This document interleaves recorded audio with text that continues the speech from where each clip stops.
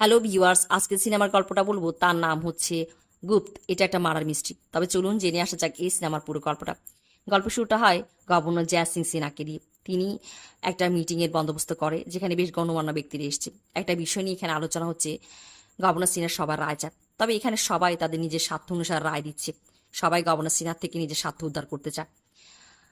এখানে আমরা গভর্নর সিনহাকে দেখি যে তিনি তার নিজের ব্যক্তিগত জীবনে কোনো একটা বিষয় নিয়ে বেশ চিন্তিত। তার ডক্টর তার বিপি চেক করা বলে যে বিপি বেশ হাই। তখনই সেখানে তাদের পারিবারিক উকিলও আসে। আর সিনার ওয়াইফ সুদা এসে বলছে যে গভর্নর সিনহা এই নিয়ে চিন্তিত যে সুদা যে প্রথম ঘরের সন্তান সাহিলের বাবা মারা যাওয়ার পরে গভর্নর সিনহার সাথে সুদার বিয়ে হয়েছে। সাহিল কোনোভাবেই গভর্নর সিনহাকে তার বাবা হিসাবে মেনে নিতে রাজি নয়। তবে ডাক্তার গান্ধী বলছে যে গভর্নর সিনহাকে সাহিলের সাথে বসে কথা বলা উচিত। সাহিল যে কিনা গভর্নর সিনহার সাথে কোনোভাবেই কোনো কথা বলতে রাজি নয়, সে তাকে বাবা হিসেবে মেনে নিতেও রাজি নয়। সাহিল কলেজে পড়ে। এখানে তার সাথে পরিচয় হয় তার ছোটবেলার বান্ধবীর সাথে। প্রথমে সাহিল তাকে চিনতে পারে না। আর ঈশা হচ্ছে সাহিলের বাবার পিয়ে ঈশ্বর দেওয়ানের মেয়ে। সে ছোটবেলায় বোর্ডিংয়ে চলে গিয়েছিল। এখন এখানে এসে সাহিলের কলেজে অ্যাডমিশন নিয়েছে। আর প্রথম দেখাতেই সাহিল ঈশাকে তার ভালো লেগে যায়। সাহিলকে এখানে পছন্দ করে তাদের কলেজে আরেকটা মেয়ে, যার নাম হচ্ছে শীতল চৌধুরী। শীতল চৌধুরীর বাবা মেঘনাথ চৌধুরী, যে কিনা বিজনেসম্যান, তিনিও শীতলের বিয়ে দিতে চায় গভর্নর সিনহার ছেলে সাহিলের সাথে। আর সে শীতলের বিয়ের প্রস্তাব নিয়ে যায় গভর্নর সিনহার কাছে।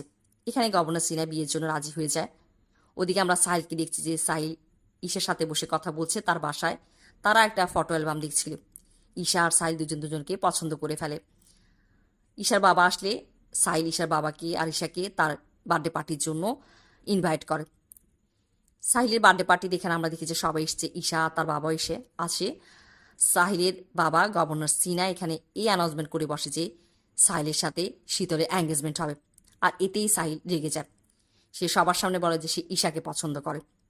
এই নিয়ে গভর্নর সিনহা সাহিলের মধ্যে বাগবিতণ্ড হয়। একটা পর্যায়ে গভর্নর সিনহা সাহিলকে থাপ্পড় মেরে দেয়। আর সাহিলও এখানে রেগে গিয়ে বার্থডে কেক কাটার যে ছুরিটা সেটা হাতে নিয়ে নেয়। তবে সাহিলের মা এসে তাদের দুজনকে থামায়। সাহিল ঈশাকে নিয়ে সেখান থেকে চলে যায়। আর বার্থডে পার্টিতে আসে সবাই এই ঘটনাটা দেখে। আর আমরা দেখি যে সাহিলকে এখানে বুঝাচ্ছে তাদের পারিবারিক ডক্টর গান্ধী। সে সাহিলকে বলে যে তার বাবার কথা মেনে নেওয়ার জন্য। তবে সাহিল কোনোভাবেই এটা মানতে রাজি নয়। সে ঈশাকে পছন্দ করে। সে বেশ রাগারাগি করছে আর বলছে যে সে গভর্নর সিনহার সাথে গিয়ে রাতে কথা বলবে। ওদিকে আমরা গভর্নর সিনহাকে দেখছি তিনি রাতে স্টাডি রুমে বসে স্টাডি করছিল। আর সেখানেই আমরা দেখেছি একটা বুট পরা একটা মানুষ আসে। তাকে রেখে সিনহা বলছে সে যা চায় সেটা সম্ভব না। আর সেই মানুষটা এখানে একটা ছুরি বের করে গভর্নর সিনহাকে ছুরি মেরে দেয়। ওদিকে সাহিলও গভর্নর সিনহা তার বাবার সাথে দেখা করতে আসে। আর সে এসে তার বাবাকে রক্তাক্ত অবস্থায় দেখে। আর তার টেবিলের উপর একটা স্বর্ণের লকেট দেখে সাহিল সেই স্বর্ণের লকেটটা হাতে নিয়ে তখনই সাহিলের মা এসে সাহিলকে ওই অবস্থা দেখে ফেলে। আর তিনি ভেবে বসে যে সাহিল তার বাবাকে হত্যা করেছে। সাহিলকে পুলিশে দেওয়া হয়। কেসটা আদালতে আসে।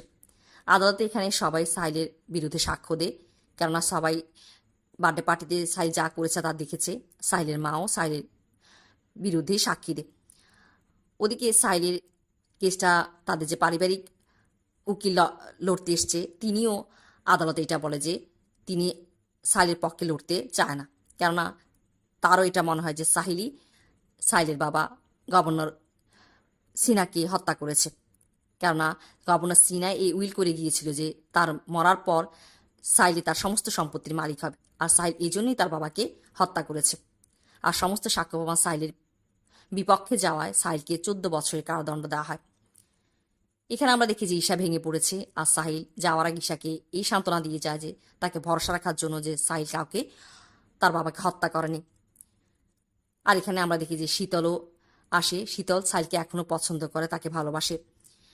আর সে সাহিলকে সহযোগিতা করতে চায়। সে সাহিলকে বলছে যে সে সাহিলকে সাহায্য করতে চায়। সাহিল তার কানে কানে বলে যে তার পকেটে একটা সোনার লকেট আছে, সেটা নিয়ে নেওয়ার জন্য। আর শীতল সেটা নিয়ে নেয়। সাহিলকে জেলে দেওয়া হয়। জেলে এখানে সাহিলের সাথে পরিচয় একজন বয়স্ক বৃদ্ধ লোকের।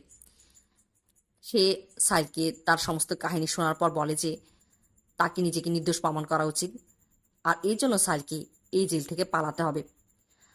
আর সাহিলকে বলে যে এই জেলে একটা অন্ধকার কুঠরি আছে, যেখানে একটা কমর আছে। সেই কমরের সমস্ত ময়লা একটা পাইপলাইন দিয়ে সমুদ্রের পানিতে গিয়ে পড়ে। আর সাহিল যদি সেই পাইপলাইন দিয়ে গিয়ে সমুদ্রের পানিতে পড়তে পারে আর একটা নৌকার বন্দোবস্ত করতে পারে, তবে সাহিল এই জেল থেকে পালাতে পারবে। আর সাহিল মনে মনে স্থির করে ফেলে যে সে এই জেল থেকে পালাবে, নিজেকে নির্দোষ প্রমাণ করবে। শীতল সাহিলের সাথে দেখা করতে আসলে সাহিল তাকে বলে যে 4 দিন পর সমুদ্রের ওই জায়গায় একটা বোট রেডি রাখার জন্য। আর শীতল তাকে হ্যাঁ বলে। এখানে আমরা সাহিলকে দেখি যে সে দুজন অপরাধীর সাথে এখানে মারপিট করে, আর পুলিশ তাকে আর ওই দুজন অপরাধীকে ধরে নিয়ে ও অন্ধকার কুঠিরে রেখে আসে। সাহিল এই দুজন অপরাধীদের সাহায্য নিয়ে ওই কমরটা খুঁড়তে থাকে আর পাইপলাইনটাও পেয়ে যায়। ওদিকে পুলিশ তাদেরকে দেখতে আসলে পুলিশ সন্দেহ করে ফেলে, তবে তারা পুলিশকে মেরে সেই পাইপলাইন দিয়ে সমুদ্রের পানিতে গিয়ে পড়ে। শীতল যে কিনা বোর্ড রেডি রেখেছিল, আর তারা ওই বোর্ডটা নিয়ে পালিয়ে যায়। এই খবরটা খবরের কাগজে আসে। ঈশা এটা পড়ে বেশ খুশি হয়ে যায়। ওদিকে আমরা দেখছি যে এই জন্য পুলিশ ডিপার্টমেন্টের অনেক বদনাম হয়। মন্ত্রী পুলিশ কমিশনারকে ডেকে বলে যে তাকে যে কোনো উপায়ে সাহিল আর ওই দুজন অপরাধীকে ধরতে হবে। পুলিশ কমিশনার বেশ বেকায়দায় পড়ে যায়, আর তাকে একজন পুলিশ অফিসার যার নাম হচ্ছে উদ্যম সিং, যে কিনা বেশ কঠোর অপরাধীদের ব্যাপারে আর সে সিনিয়রদের কমান্ডো মানতে চায় না। তার যা মন চায় সে তা অপরাধীর সাথে করে, আর এই জন্য সে বেশ কয়েকবার সাসপেন্ড হয়েছে। তারপরেও পুলিশ কমিশনার উদ্যম সিংকে এই কেসের জন্য অ্যাপয়েন্ট করে, আর উদ্যম সিং তার ইনভেস্টিগেশন শুরু করে দেয়। এখানে আমরা দেখি যে শীতল সাহিলকে তার বাসায় নিয়ে আসে। সে রাতটা সাহিল শীতলের বাসা থাকে। উদ্যম সিং ইনভেস্টিগেশন করতে করতে শীতলের বাসা অবধি চলে আসে। আর উদ্যম সিং এটা জানতে পেরেছে যে শীতল সাহিলের সাথে গিয়ে জেলে দেখা করতো, আর যে ওই বোটের যে লোকটা তার কাছ থেকে উদ্যম সিং এটা জেনেছে যে একজন মহিলাই তাকে 5 লক্ষ টাকা দিয়েছিল সে সমুদ্রের ওই জায়গায় বোট নিয়ে যাওয়ার জন্য। তবে এখানে উদ্যম সিং সাহিলকে পায় না, কেননা সাহিল বাথরুমে জানলা দিয়ে পালিয়ে গেছে। উদ্যম সিং এটা বুঝে যায়। সাহিলকে আমরা দেখি যে সে ঈশার কাছে চলে এসছে। আয়শা তাকে দেখে আবেগ আপ্লুত হয়ে পড়ে। সাহিল তাকে বলে যে তাকে সাহিলের বাবার খুনিকে বের করতে হবে, আর এর জন্য সাহিলকে সাহায্য করতে পারে তাদের ডাক্তার গান্ধী। সে গান্ধীকে ফোন করে। ডক্টর গান্ধী তাকে বলে যে তাকে রাতে 10টা থেকে 10:30টার মধ্যে দেখা করার জন্য। আর আমরা দেখি যে এখানে গান্ধীর বাসায় গভর্নর সিনহাকে যেই বুট পরা মানুষটা হত্যা করেছিল সেই মানুষটাকে তাকে আমরা দেখি না, তার বুট পরা পাটাকে আমরা এখানে দেখা যাচ্ছে। এখানে আমরা দেখি যে সাহিল গিয়ে দেখে যে গভর্নর ডক্টর গান্ধীকে এখানে কেউ মেরে ফেলেছে। সাহিল সেখান থেকে দৌড়ে চলে আসে। ওদিকে আমরা দেখি যে ঈশা সাহিলকে নিয়ে বাসা থেকে পালিয়ে যায়। তবে ঈশার বাবা ঈশ্বর দেওয়ান পুলিশকে গিয়ে কথা বলে যে সাহিল ঈশাকে নিয়ে পালিয়ে গেছে।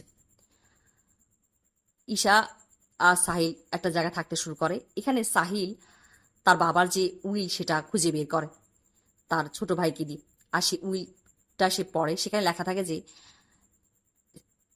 এই উইল মোতাবেক যদি সাহিলের কিছু হয়ে যায় তবে তাদের এই সম্পত্তি রক্ষণাবেক্ষণ করবে তাদের উকিল, যতক্ষণ না পর্যন্ত সাহিলের ছোট ভাই বড় হচ্ছে।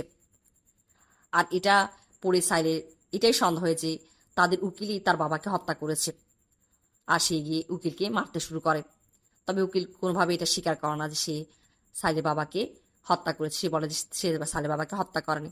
সাহিল তাকে দোতলা থেকে ফেলে দেয়, আর ওখানে পুলিশ চলে আসলে সাহিল সেখান থেকে পালিয়ে যায়। এভাবেই উদ্যম সিং সাহিলের পিছা করতে থাকে, তবে সে কোনোভাবেই সাহিলকে ধরতে পারছে না। একটা জায়গায় সে সাহিল আর ঈশাকে ধরেও ফেলে, তবে ঈশা পিছন থেকে এখানে উদ্যম সিংকে মাথায় আঘাত করে, আর ঈশা সাহিল সেখান থেকে পালিয়ে যায়। ওদিকে আমরা দেখি যে ঈশা শীতলের সাহায্য নিয়ে তার বাবার সাথে যারা কাজে জড়িত ছিল, যাদের স্বার্থ জড়িত ছিল, তাদেরকে এক এক করে জিজ্ঞাসাবাদ করছে, আর তাদেরকে মেরে পিটে তাদের কাছ থেকে জানতে চায় কে তার বাবাকে হত্যা করেছে। তবে সে কোনোভাবেই এটা বের করতে পারছে না যে তার বাবাকে কে হত্যা করেছে। আর এখানে আমরা দেখি যে ঈশা সাহিলকে একদিন বলছে যে সে যে শীতলের সাহায্য নিচ্ছে শীতল তাকে ভালোবাসতো, আর এখনও সে শীতলের চোখে সাহিলের জন্য ভালোবাসা দেখেছে। শীতল একজন পরাজিত প্রেমিকা, সে ভয়ঙ্করও হতে পারে। তবে সাহিল ঈশার কথাটা হেসে উড়িয়ে দেয়। এভাবে আমরা দেখি যে উদ্যম সিং যে কিনা সাহিলের এসব কর্মকাণ্ড দেখে তারও সন্দেহ হয়ে যায় যে সাহিল কেন এইসব কিছু করছে, আর সে সাহিলের পায়ে ফাইলটা নিয়ে পড়তে থাকে। ওদিকে সাহিলকে আমাদের যে শীতলের সাহায্য নিয়ে যে মন্ত্রী সাইলের বাবার সাথে কাজ করতো তাকে একটা প্রোগ্রামে ডেকে আনে আর তাকে ধরে ফেলে। ঈশাও তাকে সাহায্য করে। তবে এখানে উদ্যম সিং সাইলকে গুলি ধরে। সাইল উদ্যম সিংকে বলে যে তাকে ছেড়ে দেওয়ার জন্য, তাকে যেতে দেওয়ার জন্য। সে মন্ত্রীকে এখান থেকে নিয়ে যাবে, তার বাবার খুনিকে সে বের করবে আর নিজেকে নির্দোষ প্রমাণিত করবে।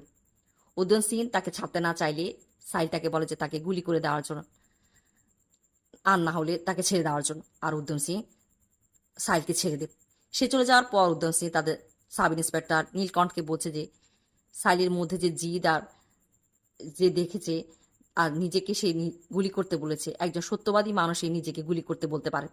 তার কাছে মনে হয় যে সাহিল নির্দোষ। আর আমরা দেখি যে এখানে সাহিল মন্ত্রীকে নিয়ে এসে তার কাছ থেকে এটা জানতে চাচ্ছে সে কেন তার বাবাকে হত্যা করেছে। তার মন্ত্রী কোনোভাবে এটা স্বীকার করে না যে সে তার বাবাকে হত্যা করেছে। ওদিকে আমরা দেখি যে উদ্যম সিং এটা সন্দেহ হয়ে যায় ঈশার বাবা ঈশ্বরী দেওয়ানের উপর, যে যতবারই সে ঈশাকে সাইলের সাথে দেখেছে সে দেখেছে যে ঈশা সাইলকে সাহায্য করছে। কেন ঈশার বাবা ঈশ্বর দেওয়ান এটা বলেছে যে ঈশাকে সাইল পালিয়ে নিয়ে গেছে। আর সে গিয়ে এখানে ঈশাদের বাসায় গিয়ে সমস্ত কিছু এখানে ইনভেস্টিগেশন করতে থাকে, সবকিছু খোঁজাখুঁজি করতে থাকে। আর তখনই ঈশ্বর দেওয়ান ঈশার বাবা ঘরের বাইরে থাকে। তিনি বাসায় আসলে এখানে উদ্যম সিং তাকে জিজ্ঞেস করে যে ঈশ্বর দেওয়ান কেন মিথ্যা বলেছে যে ঈশাকে সাহিল পালিয়ে নিয়ে গেছে। ঈশ্বর দেওয়ান এখানে ভ্যাবাচাকা খেয়ে যায়, সে তোতলাতে শুরু করে। ওদিকে সাইলের মাও সেখানে একটা কাজের জন্য এসেছিল ঈশ্বর দেওয়ানের সাথে কথা বলতে, তিনিও সেখানে থাকেন। আর ইন্সপেক্টর উদ্যম সিং এটাও খুঁজে বের করে ফেলেছে যে যে দুটো ছুরি দিয়ে গভর্নর সিনহা আর ডক্টর গান্ধীকে মারা হয়েছিল সেই দুটো ছুরির যে ফ্রেম সেটাও ঈশ্বর দেওয়ানের ঘরেই আছে। আর ঈশ্বর দেওয়ান এখানে আর মিথ্যা বলতে পারে না, সে এটা স্বীকার করে যে সে গভর্নর সিনহা আর ডক্টর গান্ধীকে হত্যা করেছে। ঈশ্বর দেওয়ান এখানে চালাকি করতে চায়, তবে ইন্সপেক্টর উদ্যম সিং তাকে ধরে ফেলে। ওদিকে শীতল গিয়ে সাইলকে এটা খবর দিয়ে যে তার বাবার হত্যাকারীকে ধরা হয়েছে। আর সে কেউ নয়, সে হচ্ছে ঈশার বাবা ঈশ্বর দেওয়ান। ঈশা কোনোভাবেই এটা মেনে নিতে রাজি নয়। সে বলে যে শীতল মিথ্যা বলছে, শীতল তাকে আর সাইলকে দূরে সরাতে চায়। তবে শীতল ঈশাকে বলে যে তাকে গিয়ে থানা গিয়ে দেখার জন্য তার বাবাকে গ্রেপ্তার করা হয়েছে। ঈশা সেখান থেকে চলে যায়। সাইল তার মার সাথে গিয়ে দেখা করে, তার মা তার কাছে ক্ষমা চায় যে সাইলকে ভুল বুঝেছে। এভাবেই মা ছেলের আবার মিল হয়। আর সাইলকে আমরা দেখি যে সে একদিন বসে বাসায় বসে কোনো একটা বিষয়ে চিন্তা করছিল, আর টেবিলের উপরে সে স্বর্ণের লকেটটা ছিল। তার ছোট ভাই এসে সে স্বর্ণের লকেটটা নিয়ে যায়, সেটা নিয়ে খেলতে শুরু করে। ওদিকে আমরা দেখি যে উদ্যম সিং তার দুজন কনস্টেবলকে নিয়ে এখানে ড্রিঙ্ক করছিল। আর তারা চলে যাওয়ার পর এখানে উদ্যম সিংকে সেই বুট পরা মানুষটাকে আমরা আবারও এখানে দেখি।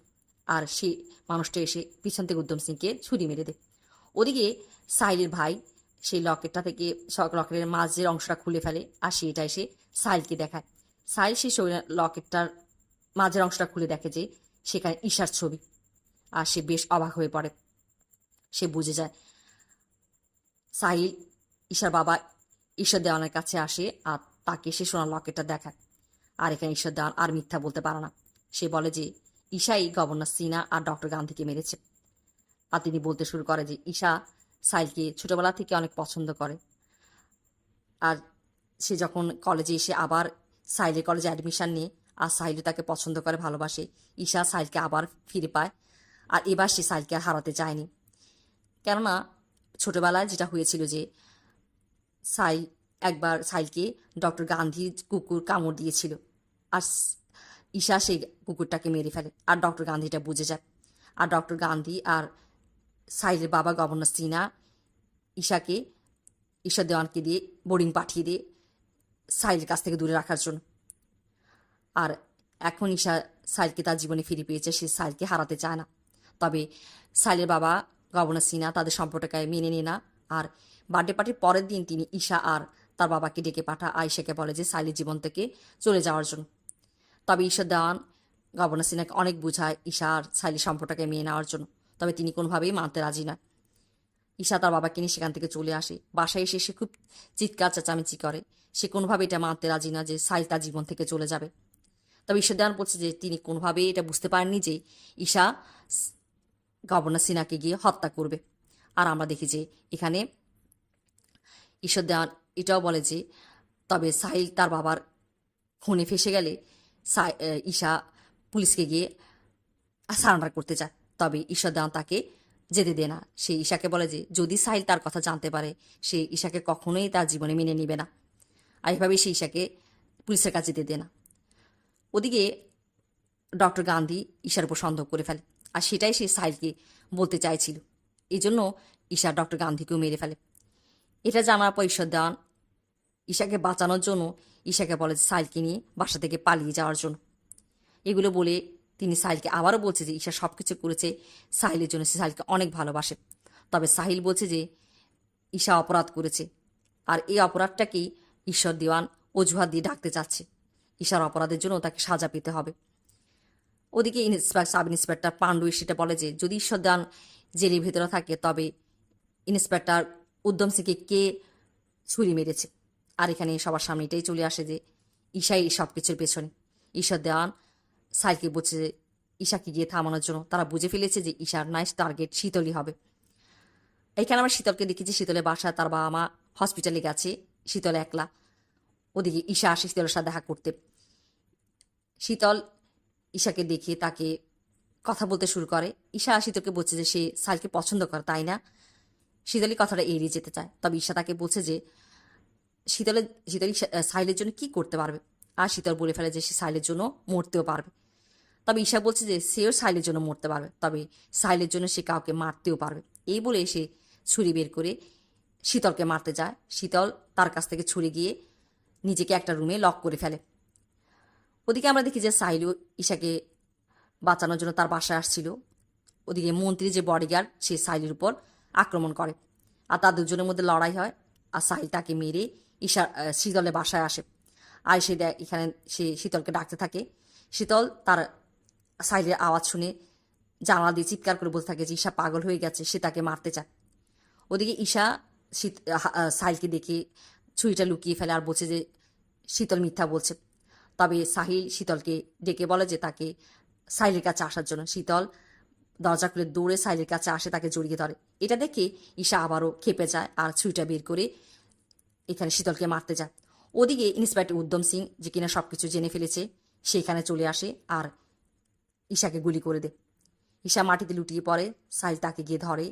ঈশা সাহিলকে বলছে যে এই সব কিছু সে সাহিলের জন্য করেছে, সে সাহিলকে হারাতে চায়নি। তবে সাহিল তাকে বলছে যে সে সবসময় ঈশারই ছিল। তবে ঈশা তাকে বলে যে ভাগ্যের উপর তার বিশ্বাস ছিল না।